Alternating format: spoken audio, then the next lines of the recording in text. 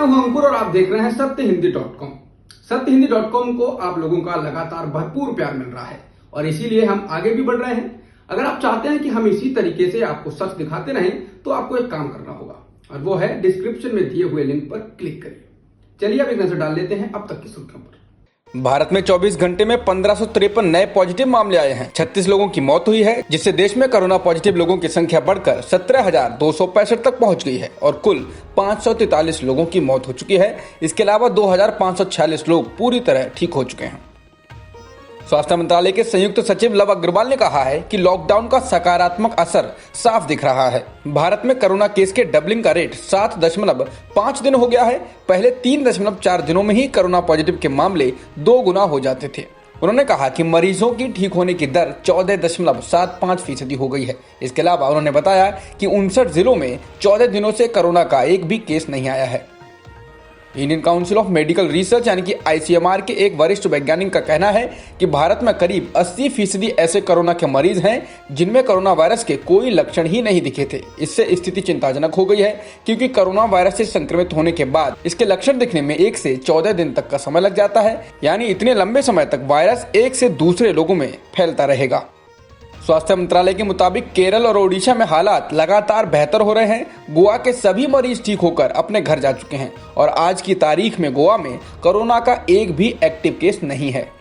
दिल्ली के तुगलकाबाद एक्सटेंशन इलाके में 38 लोग कोरोना से संक्रमित पाए गए हैं। इसके साथ ही इलाका राष्ट्रीय राजधानी का तीसरा सबसे बड़ा हॉटस्पॉट बन गया है।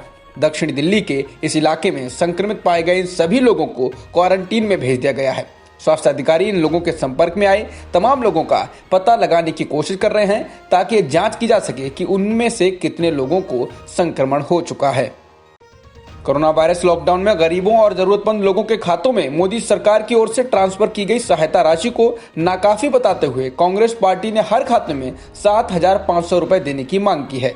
पार्टी ने कहा कि हर जनधन खाते, पेंशन खाते और PM किसान अकाउंट में 7,500 रुपए जमा किए जाएं। पूर्व PM मनमोहन सिंह के नेतृत्व में गठित सलाहकार समूह की पहली बैठक के बाद कांग्रेस नेता जयराम रमेश ने मोदी सरकार के सामने ये मांग रखी। राजस्थान में कांग्रेस विधायक राजेंद्र सिंह बिधूड़ी का एक कथित वीडियो सोशल मीडिया पर वायरल हो रहा है, जिसमें वो जनता को राशन बांटते वक्त सवाल कर रहे हैं कि बताओ अशोक गहलोत और मोदी में कौन अच्छा है। इस बीच एक महिला जब मोदी का नाम ले देती है तो वो कहती हैं दिया जलाओ और राशन यहीं छोड़ जाओ, जिसके बाद बीजेपी कांग्रेस पर हमलावर हो गई है। बता दें राजेंद्र सिंह बिधूड़ी बेंगू विधानसभा से विधायक हैं। पालघर में मॉब लिंचिंग में 3 लोगों के मारे जाने की घटना पर महाराष्ट्र के मुख्यमंत्री उद्धव ठाकरे ने सोमवार को बयान दिया है। उन्होंने कहा यह घटना 16 तारीख को हुई। पिछले 5 साल में भी हमारे राज्य में मॉब लिंचिंग की घटनाएं हुई हैं, ये नहीं होनी चाहिए। इसके साथ ही उन्होंने कहा कि जो लोग इस घटना के चलते लोगों को भड़काने की कोशिश कर रहे हैं वो ऐसा ना करें, क्योंकि इससे धर्म का कोई संबंध नहीं है। इस मामले की जांच के लिए एक टास्क फोर्स का गठन किया गया है।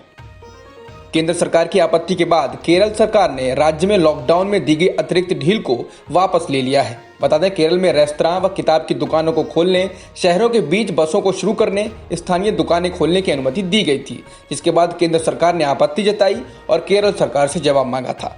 हालांकि राज्य के मुख्य सचिव टॉम जोस का कहना है कि केंद्र ने कोई जवाब नहीं मांगा था।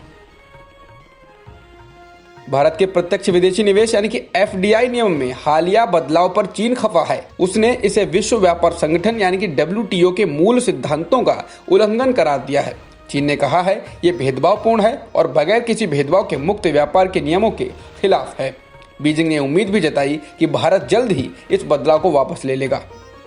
ब्रिटेन में कोरोना वायरस संक्रमण से ठीक होने वाले लोगों के खून से इसके मरीजों के इलाज की तैयारी चल रही है। NHS के ब्लड एंड ट्रांसप्लांट विभाग ने कोविड-19 से ठीक होने वाले लोगों से कहा है कि वो रक्तदान करें ताकि ट्रायल में मदद मिल सके। ऐसी उम्मीद जताई जा रही है कि ठीक होने वाले लोगों में ऐसी एंटीबॉडी विकसित हो जाती है जो कोरोना वायरस से लड़ने में मदद कर सकती है। अमेरिका में इस सिलसिले में एक बड़ा प्रोजेक्ट पहले ही शुरू हो चुका है। इसके लिए 1500 अस्पताल मिलकर काम कर रहे हैं। दुनिया भर में कोरोना वायरस से संक्रमित होने वाले लोगों की संख्या 24,21,000 से ज्यादा हो गई है, जबकि 1,65,000 से ज्यादा लोगों की मौत हो चुकी है। इसके अलावा अभी तक 6,35,000 से ज्यादा लोगों का सफलतापूर्वक इलाज भी किया जा चुका है। अमेरिका में मरने वालों की संख्या 40,000 के पार चली गई है। अमेरिका में मरने वालों की तादाद पूरी दुनिया की लगभग 1/3 है। यहाँ संक्रमितों की कुल संख्या 7,64,000 से ज्यादा है। इसके अलावा स्पेन में संक्रमित लोगों की संख्या 1,98,000 से ज्यादा हो गई है, जबकि 20,000 से ज्यादा मौतें हो चुकी हैं। भारत सरकार द्वारा भगोड़ा घोषित किए जा चुके कारोबारी विजय माल्या को बड़ा झटका लगा है। इंग्लैंड और वेल्स की हाईकोर्ट ने सोमवार को भारत में उनके प्रत्यर्पण के खिलाफ अपील को खारिज कर दिया है।